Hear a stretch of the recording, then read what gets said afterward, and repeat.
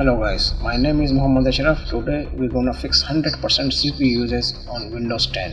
First of all, go to search and find here run. Enter and here you type temp, TEMP, then OK.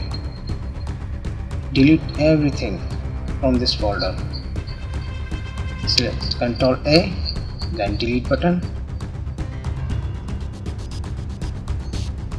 Continue, and whatever asks for skip it, because Windows are using these files. Close this window. Now go again on search and find run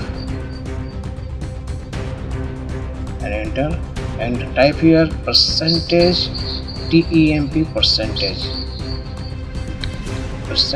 temp percent and enter.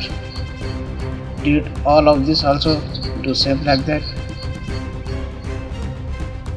Delete everything. If asked for skip, just skip those files because Windows are using those files.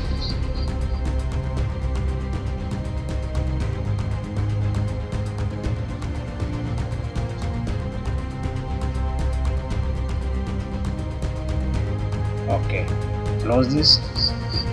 Now one more time, just find run and type here Prefetch, Prefetch, then enter and do same thing, delete all and skip those files. Windows using files. Okay, then close it.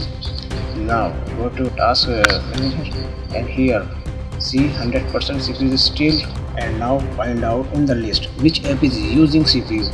In my case, Google Chrome tab is using C 46-47% and end task it. Now see here, wait for 15 seconds or 10 seconds, it will be less use, and fixed it, you fixed it. See, now it's going down,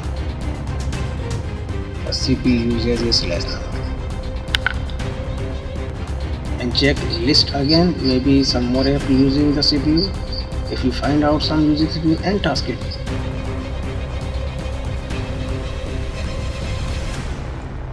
That's it. Thank you.